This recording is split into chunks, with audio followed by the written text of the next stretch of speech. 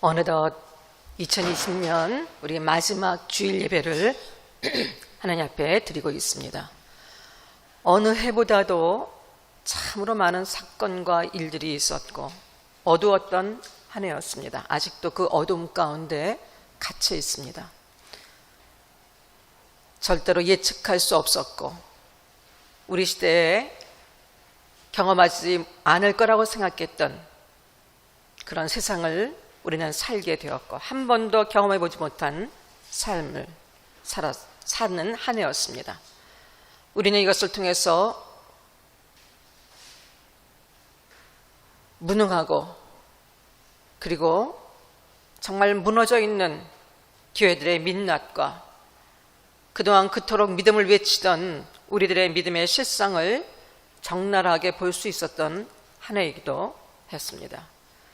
세상의 소망이 되어야 될 교회, 세상에 하나님의 사람이라는 것이 어떤 것인지를 선명하게 보여줘야 했을 우리, 하지만 우리의 믿음이 얼마나 하찮았는지, 하나님의 교회가 얼마나 허술했는지 우리는 이 현실 속에서 직면하게 됐습니다.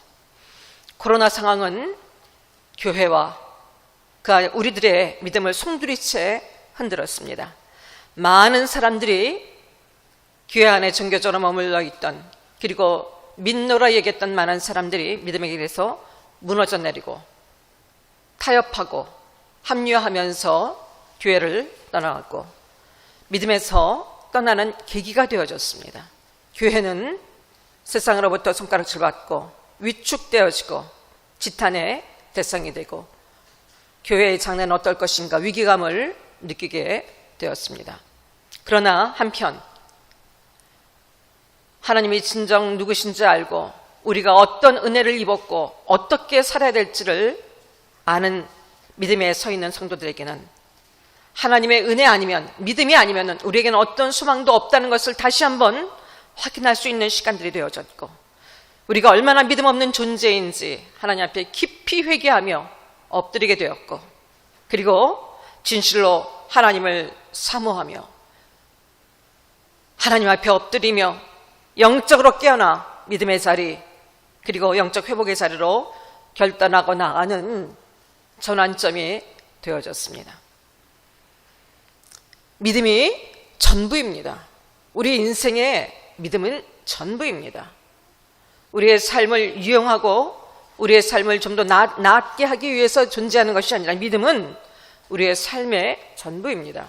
믿음이 무너지면 우리 삶은 다 무너지는 것입니다. 하지만 우리 안에 하나님을 향한 절대적인 온전한 믿음이 있다면 우리의 인생은 언제든지 회복되고 세워지고 승리할 수 있습니다. 모든 세상이 무너지고 모든 세상이 캄캄해도 믿음이 있으면 우리는 어떤 상황 속에서도 반드시 세워지고 승리합니다. 그래서 믿음이 전부입니다. 현재 오늘 우리의 믿음은 어떠합니까? 오늘 우리의 믿음은 어떻습니까? 우리의 믿음은 믿을만 합니까? 영적으로 깨어 믿음의 자리에 있습니까? 아니면은 오히려 이런저런 환경적인 핑계 때문에 어찌할 수 없다는 핑계 때문에 실상은 죽은 자로 살아가고 있습니까?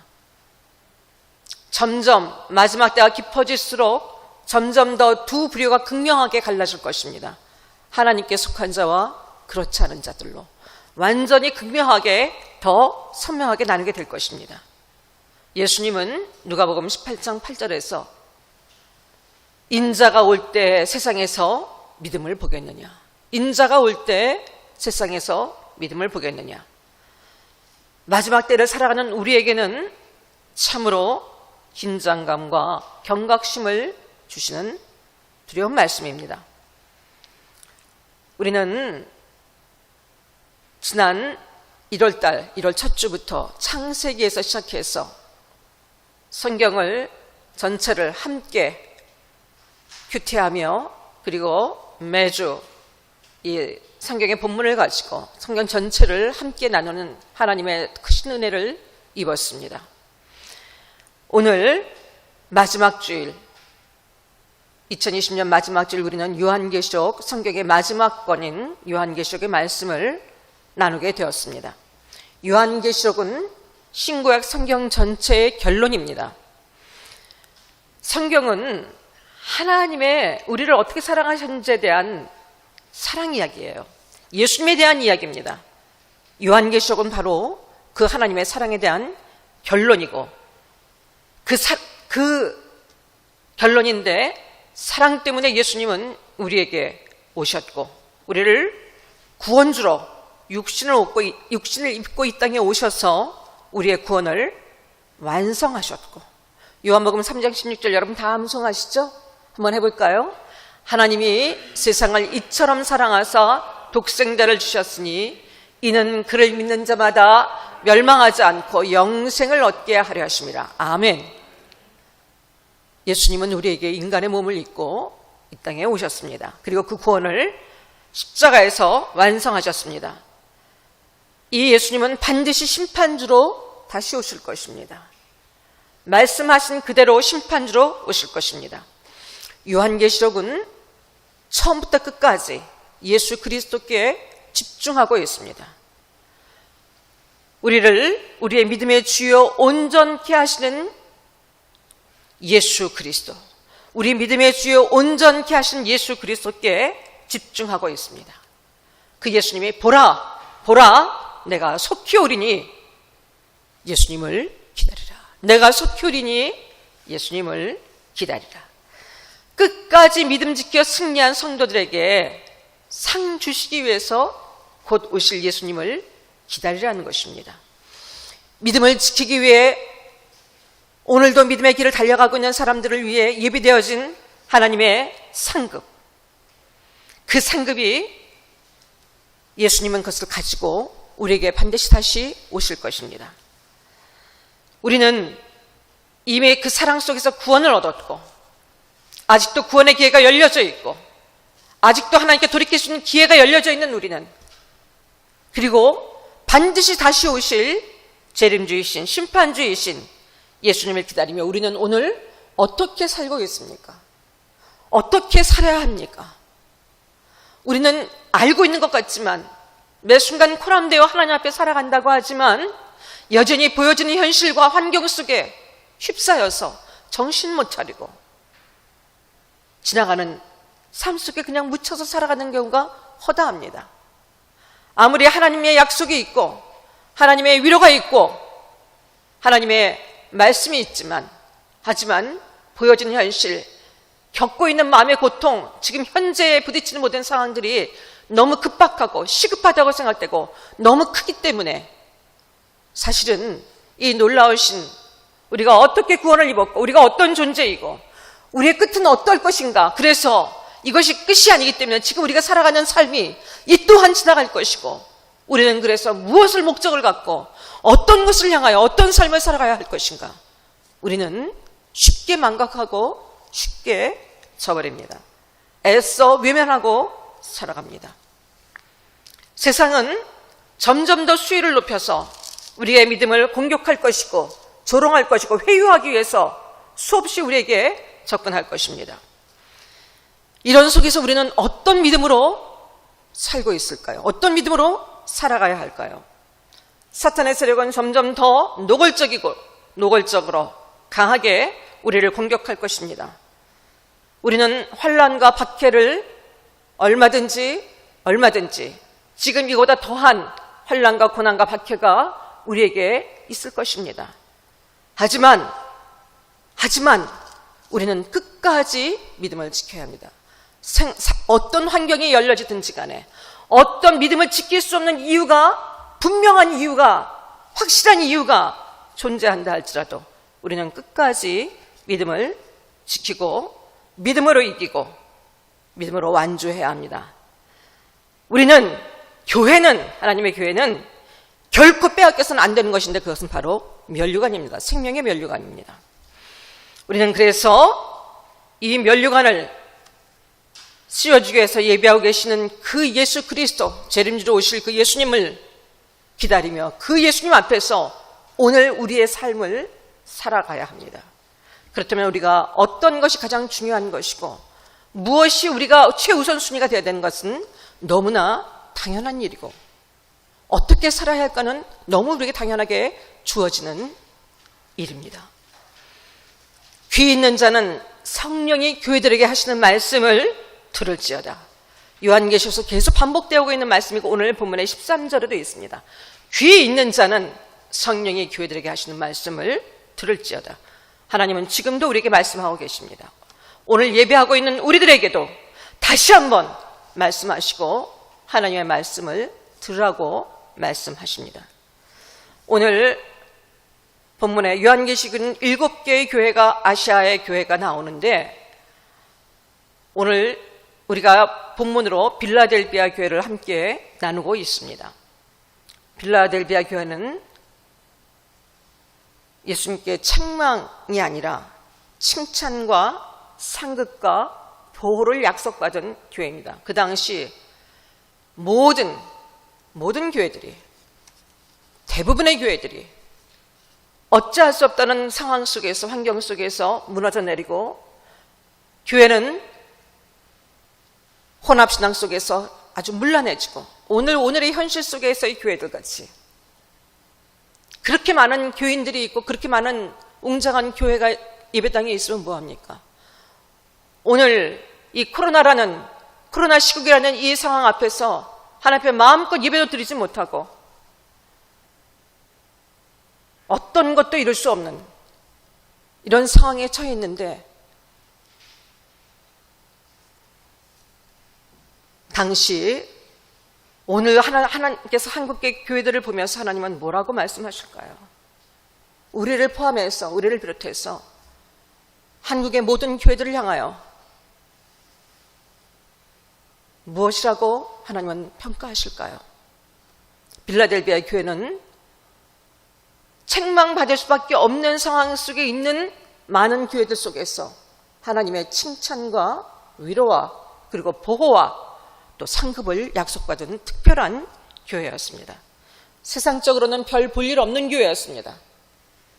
세상적으로는 요즘은 교회도 브랜드화되어 있잖아. 나는 어느 교회 다녀 하면은 그것이 결국은 자신의 명예라고 생각하는, 그리고 교회 안에 너무나 많은 시장 경제들이 들어와 있고 세속적인 시도들이 프로그래밍화 되어 있고 얼마나 많은 일들이 교회 안에 있었습니까?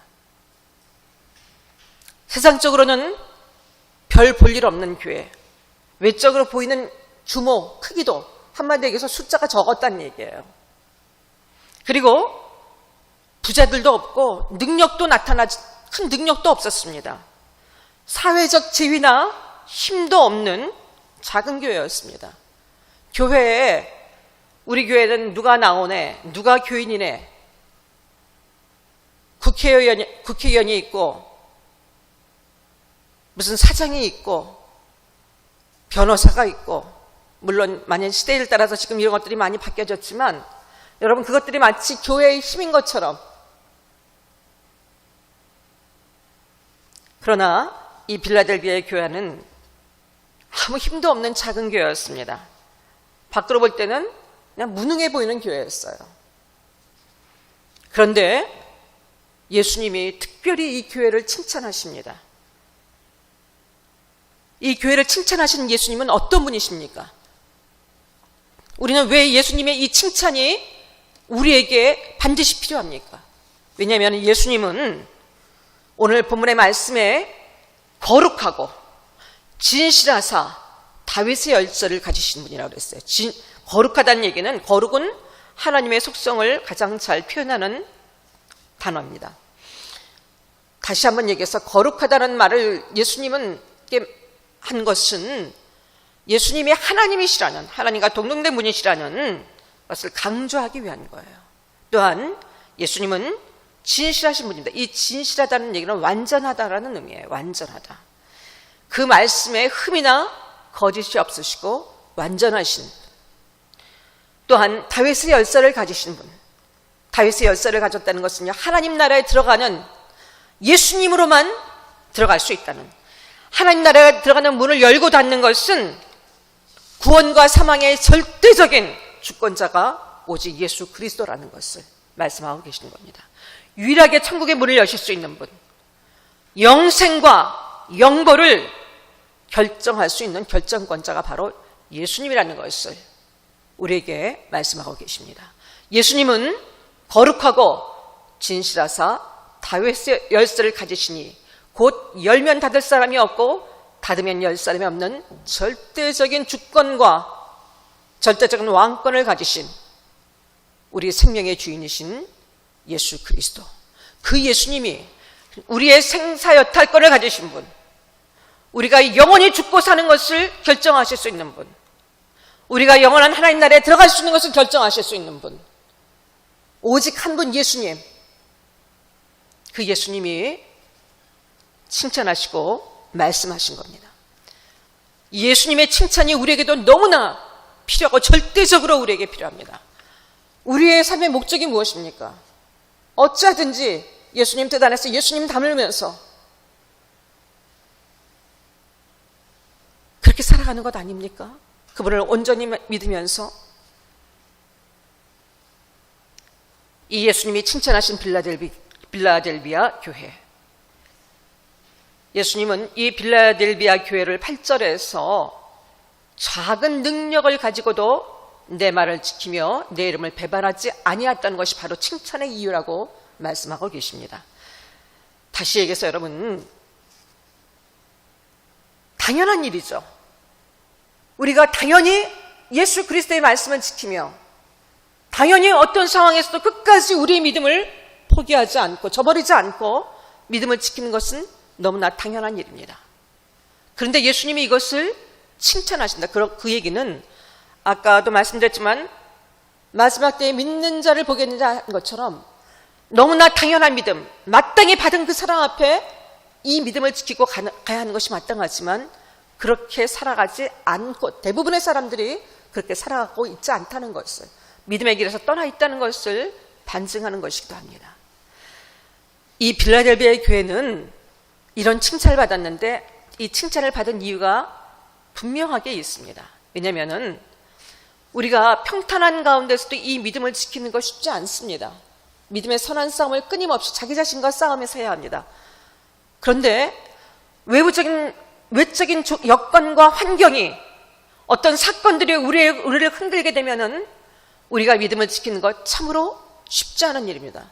지금 우리는 코로나 바이러스 이거 하나 때문에도 우리는 우리의 믿음이 얼마나 많이, 믿는 사람들도 두려움에 갇혀 있고 공황 상태에 처해 있고 전전긍긍하고,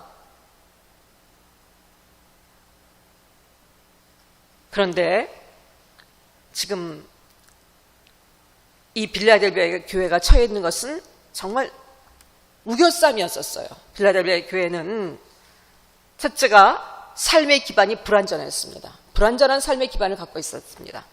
여기는 지리적으로 아무 때, 시도 때도 없이 지진이 발생하는 지역이에요. 큰 지진이 발생해서, 그래서 지진 때문에, 지진이 나면은 도시를 다 그냥 피난짐을 싸들고 도시를 떠나서 살아가다가 다시 이제 안정되면 다시 돌아오고, 이것이 계속해서 반복되는 삶, 얼마나 여러분 불안정하고 임시적인 삶입니까? 우리가 집안에 뭐 하나만 저거 해도 얼마나 불편함을 겪어요. 물 하나만 안 나오고 전기 하나만 나오지 않고, 요즘같이 추운 때 온수 하나만 나오지 않아도 사실은 많이 불편을 겪잖아요.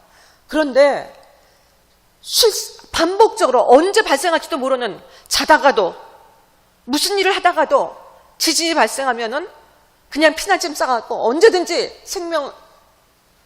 두려워서 생명을 위해서 도망해야 되는, 참으로 이 삶의 기반이 불완전한 곳이었습니다.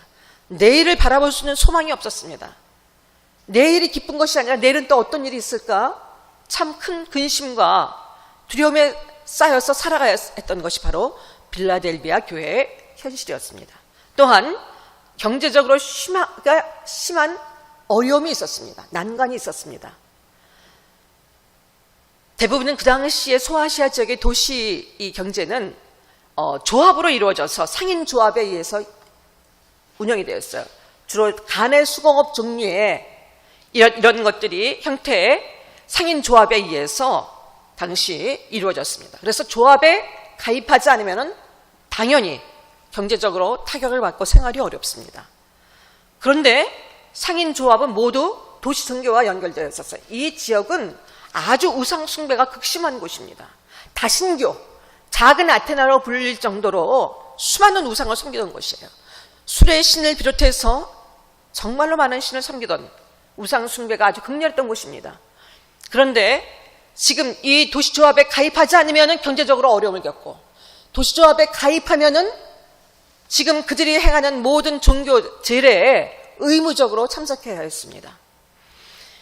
그래서 신전 예배, 이방신 예배에 의무적으로 참석해야 했습니다. 여러분, 믿음은 중간지대가 없잖아요. 이것도 할 수 있고 저것도 할 수 있고, 세상에 한쪽 다리 걸치고 하나님께도 한 다리 걸치고, 절대로 중간지대 속에 머물 수 없는 것이 신앙입니다. 하나님께 속하든지 세상에 속하든지. 경제적인 기근 속에서, 어려움 속에서, 당장 현실적인 압박 속에서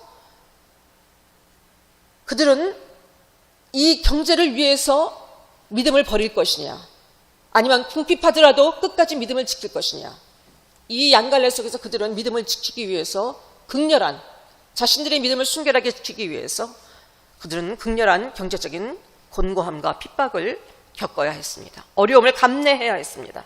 또한 영적으로 심한 혼란과 또한 같은 동족인 유대인의 공격을 받아야 했습니다.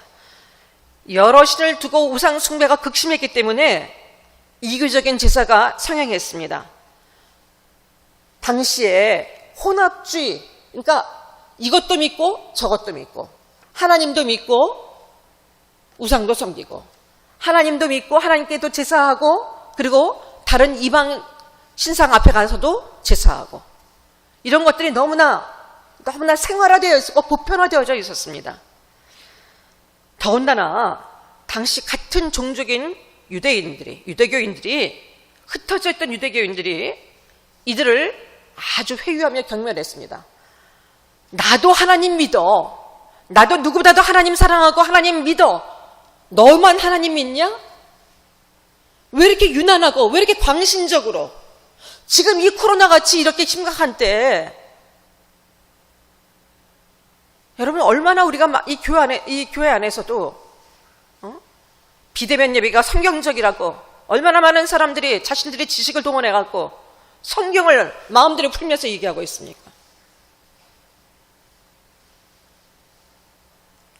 이 유대인들은 같은 동족인데도 불구하고 너무나 이들을 괴롭혔고, 이들이 갖고 있는 신앙을 어찌한든지 믿음의 순결을 지키기 위해서 모든 희생을 감내하고 정말 처절하게 싸우고 있는 그들을 향하여서 오히려 조롱하면서 너희 믿음만 진짜냐? 나도 믿어.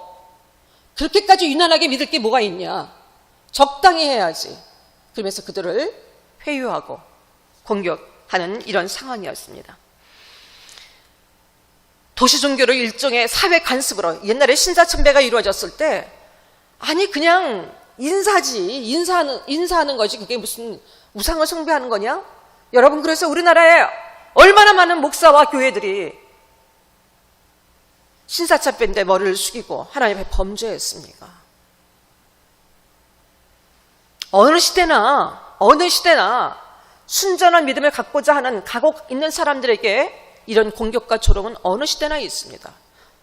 이 당 전에 주기철 목사님을 향해서 있었던 것처럼, 수많은 믿음의 선조들이 갔던 것처럼, 예수 믿지 말라는 거 아니고 예수 믿되 유난하게 너만 혼자 예수 믿는 것처럼 믿지 말아라.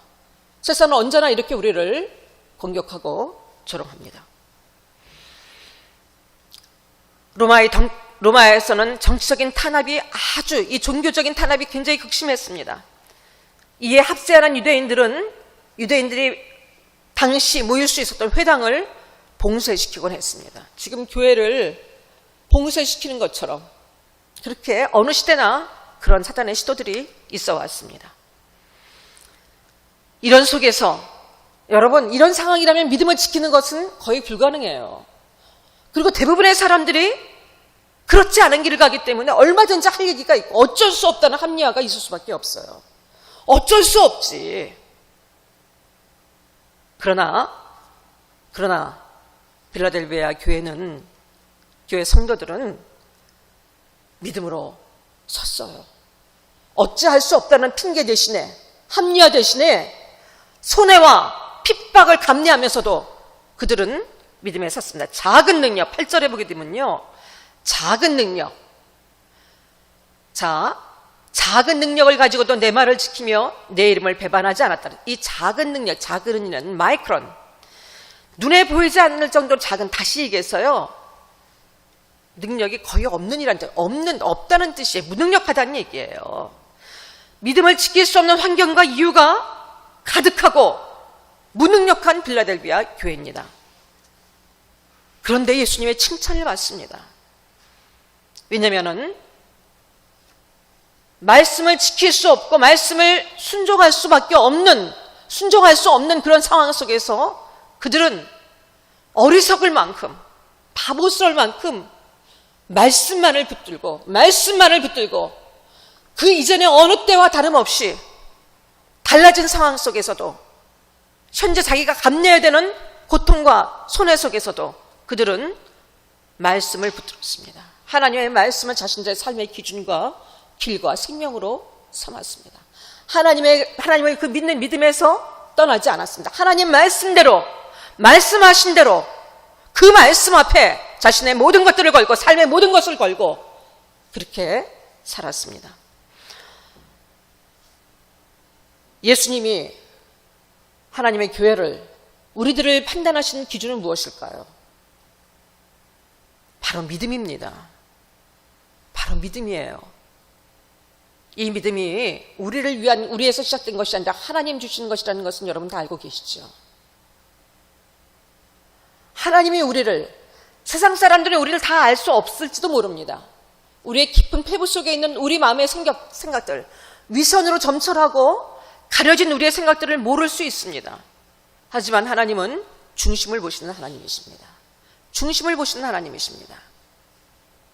하나님은 우리가 지금 어떻게 하나님 앞에서 서고 있는지, 어떤 선택을 하고 있는지, 어떤 말씀 앞에 어떤 반응을 갖고 살아가고 있는지 하나님은 정확하게 아시고, 사람들은 몰라도 하나님은 정확하게 아시고 평가하시는 분이십니다. 사람들은 외적인 조건들과 나타나는 외형적인 모습들, 위선적인 모습을 가지고 얼마든지 평가합니다. 그러나 예수님이 교회를 판단하시는 기준은 어떤 상황에서도 예수님을 향한 흔들리지 않는 믿음, 그 믿음을 굳게 지키고 배반하지 않고 신실하게 말씀에 순종하며 믿음의 길을 걸어가는 것, 바로 그것입니다. 할 수 없는 속에서도 예수님 절대로 부인할 수 없고, 절대로 떠날 수 없고, 절대로 그 사랑을 배신할 수 없는 그 예수 그리스도를 따르고 믿고 그 말씀 앞에 엎드리고 순종하는 그 믿음. 그 말씀은 세상이 볼 때는 너무나 무게롭게 보이는 것입니다. 세상이 볼 때는 보이지 않는 하나님의 말씀하시는, 얼마든지 더 화려하고 더 좋은 말들이 있는데 그냥 그 말씀, 그런데 우리가 그 말씀에 전부를 걸고 가는 것, 현실과 정반대의 상황에서도, 핍박과 인내를 하면서도, 고통 속에서도 그 말씀만을 붙들고 가는 것들을 절대로 이해하지 못하죠. 세상이 볼 때는 하나님의 말씀은 지극히 적은 것입니다. 지극히 무능력한 것입니다. 대책 없어 보이는 것입니다. 하지만 세상이 볼 때는 무능력한 말씀이지만 우리는, 하나님을 믿는 우리는, 예수 그리스도 안에 있는 우리는 우리가 얼마나 무능력한 존재들인지 알기에, 우리의 생명이 그분께만 있는 것을 알기에, 우리의 삶의 모든 순간이 그분 안에만 있는 것을 알기에, 믿기에, 그래서 주님을, 내가 무능력하게 더욱더 예수님을 의지하고 말씀의 모든 것을 걸고 매달리는 것, 이것이 적은 것을 가지고도, 적은 적은 것을 가지고도, 적은 능력을 가지고도 예수님의 말씀을 지키며 그리고 이름을 배반하지 아니하는 것. 여러분, 이 예수님을 향한 절대적인 믿음은 세상이 볼 때는 하찮습니다. 교회 안에서도 우리의 믿음을 조롱하는 사람들이 많이 있습니다. 그렇게까지 그래도 상식적이고 그래도 이렇게 해야지.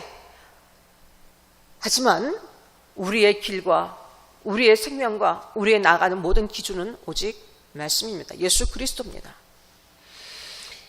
이런 사람은 세상이 아무리 적대적이라 하더라도 사랑하는 여러분, 언제나 승리합니다. 세상에선 하찮고 무능력해 보이지만, 이 작지만 보이지도 않는 것이지만 이 말씀을 붙들고 나의 무능함을 인정하고 인식하고, 그래서 예수 그리스도를 믿는 믿음 외에는 우리의 삶에 어떤 것도 없다는 것을 믿고 어떤 순간에든지 그 말씀을 붙드는 자들에게는, 그 말씀을 내 삶의 모든 것을 하고 믿고 삶을 거는 자들에게는 어떤 상황 속에서도, 적대적인 세상 속에서도 언제나 승리합니다. 언제나 승리합니다. 세상을 이깁니다. 언제나 세상을 이깁니다. 세상에 감당할 수 없는 자들입니다. 예수님은 이런 빌라델비아 교회를 너무 당연하고 구원받았고 사랑을 입었으니 그 예수님 사랑하면서 그 말씀대로 살아가는 것은 지극히 당연한데, 이것을 이렇게 살아가는 것은, 이 믿음을 방해하고 우리를 흔드는 환난과 고난은 이 땅 속에 있을 수밖에 없습니다. 믿음을 저버릴 수밖에 없는 이유들이 수없이 있을 수 있습니다. 하지만 이 세상에 그 어떤 것도 우리를 그 사랑에서 끊을 수 없고 그 사랑을 배신할 수 없기에, 그리고 예수님보다 더 대체할 수 있는 그 어떤 것도 없음을 확신하기에, 예수님 외에는 우리의 생명과 지금부터 영원토록 우리의 생명과 구원과 우리를 향한 보장이 없음을 확실히 믿기에 어떤 상황 속에서도 이 믿음을 지키고 예수를 따라가는 것. 여러분, 하나님은 이런 자들에게 세상을 넉넉히 이길 수 있는 이미 큰 은혜와 약속을 우리에게 주셨습니다. 예수님은 칭찬하시면서, 이 빌라델비 교회를 칭찬하시면서 그리고 한 가지를 더 당부하십니다. 칭찬하시며 더 당부하십니다. 11절 말씀에 보게 되면요, 더 굳게 말씀을 붙들라고 명령하십니다. 사랑하는 여러분, 우리나라 옛말에도 달리는 말에 채찍질한다고 그랬죠. 이 말하면 됐다의 믿음은 없습니다. 우리는 지난 주일에 믿음으로 완주해야 된다는 것을 함께 나눴어요. 머물러 있는 것은 도태되는 것이고 뒤로 심리에 빠지는 것입니다. 우리는 지속적으로 나가야 되는데, 오늘 다시 한번 말씀을 붙들고 있는 자들에게 다시 한번 말씀하십니다. 더욱더 말씀을 붙들고 더 굳게 말씀을 붙들라고 명령하고 계십니다. 지금 상태 머무르지 말고 지금 싸우고 있는 선한 싸움을 계속해서 싸우며, 견디기 힘들고 그만 포기하고 싶은 생각이 들 때라도 인내하면서 앞으로 달려가라고 명령하고 계십니다.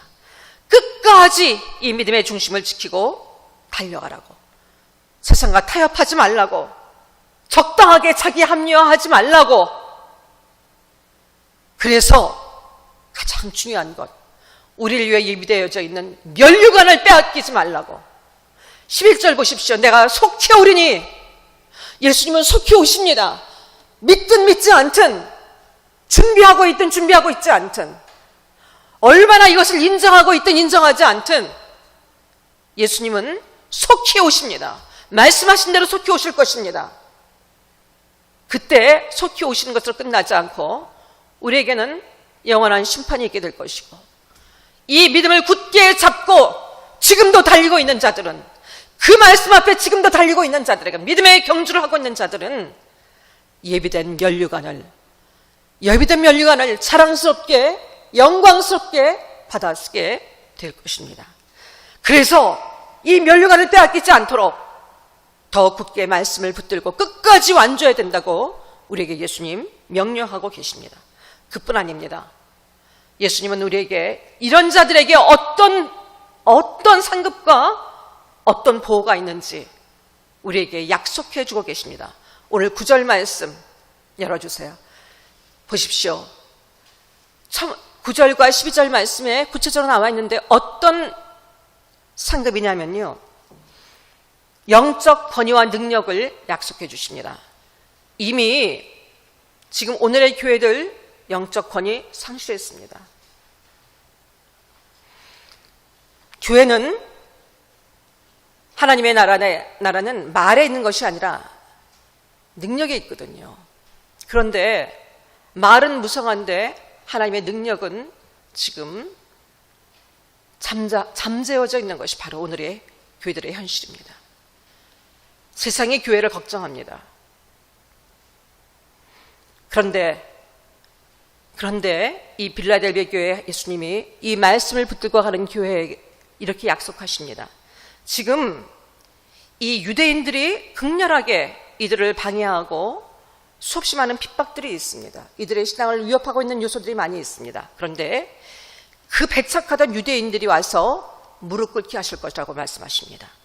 다시 얘기해서 원수 앞에서 상을 베푸시듯이, 시편 23편에 보면 원수 앞에서 상을 베푸신다고 했잖아요. 그 조롱하던, 믿음을 핍박하던 그들을 교회에 와서, 예수 그리스도 앞에 와서 무릎 꿇게 하시고, 이 교회가 어떤 곳인지 영혼을 살려내고 변화시키는 능력이 있는 것이 바로 교회임을 예수님은 보이게 하시겠다고 말씀하십니다. 바로 이게 교회의 본질 아닙니까? 세상에 볼 때는 한없이 약하고 무능해 보이나 생명을 살려내고, 사망에서 생명으로, 어둠에서 빛으로,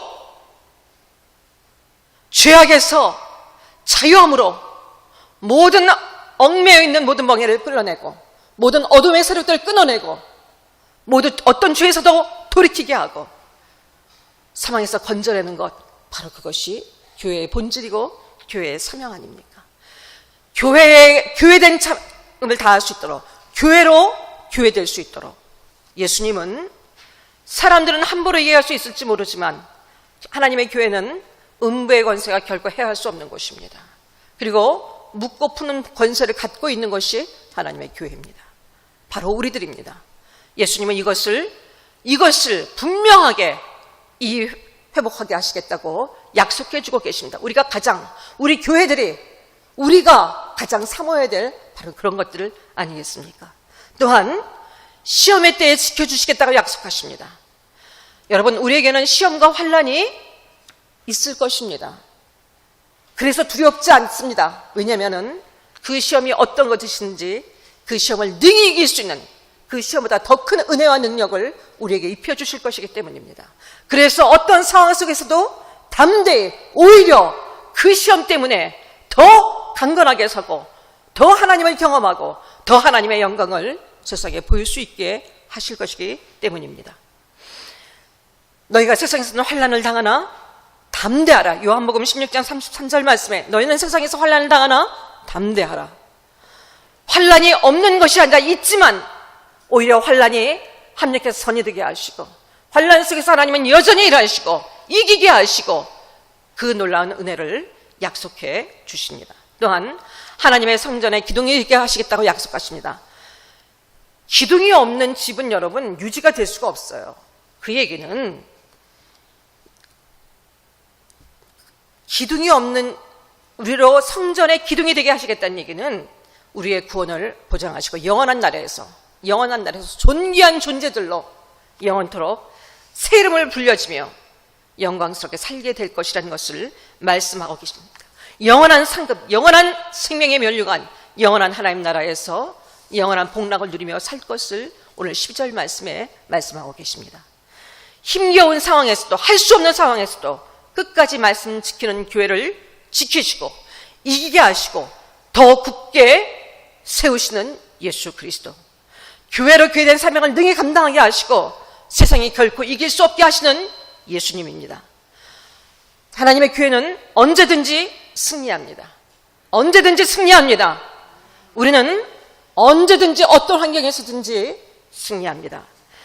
빌라델비아에게 교회 주시는 이런 상급은 오늘 어떤 상황에서도 시대적인 어려움과 또한 개인적인 많은 고난과 환난 속에 있지만 여전히 하나님을 신뢰하고 여전히 하나님 외에는 방법이 없는 것을 믿고 여전히 그 말씀을 사모하며 가는, 예수 믿고 따르는 말씀에 순종하는 오늘 우리들을 위한 것입니다.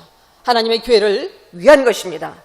사랑하는 여러분, 어떤 상황에서든 예수를 믿는 믿음, 신실하게 말씀을 듣고 따르는 믿음이 우리의 힘이고 우리의 능력입니다.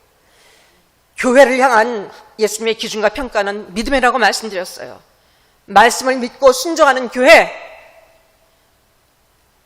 세상에 감당 못합니다. 세상에서는 주목받지 못할 수 있고 무기력하게 보일 수 있지만 하나님의 능력과 하나님의 약속과 하나님의 보상이 있습니다. 이 세상을 두렵게 할 것이고 바꿀 것이고 놀라운 하나님의 승리의 역사를 지속적으로 나타낼 것입니다. 믿음의 사람들을 통해 하나님은 새 역사를 이루어가고 계십니다. 어떤 어둠 속에서도 하나님은 하나님 나라를 이루시고 하나님의 새로운 역사를 이뤄가고 계십니다. 교회가 교회될 때 세상에 소망이 될 수 있습니다. 할 수 없을 때 여전히 하나님을, 그 믿음을 지킬 때, 그 사랑에 배신하지 않고 그 믿음에 섰을 때 우리는 이 시대에 소망이 되어질 수 있습니다. 사랑하는 여러분, 어떤 상황에서도 흔들리지 마십시오. 그리고 믿음으로 굳건하게 서십시오. 그래서 어두운 이 시대, 앞으로 점점 어두워질 이 시대 속에 교회된 사명을 감당해내는 영광스러운 하나님의 자녀로 살아가는 저와 여러분이 되어지기를, 그 믿음으로 굳게 서는 저와 여러분이 되어지기를 예수 그리스도의 이름으로 간절히 부탁하고 축복합니다. 아멘, 아멘. 함께 기도하겠습니다. 주님,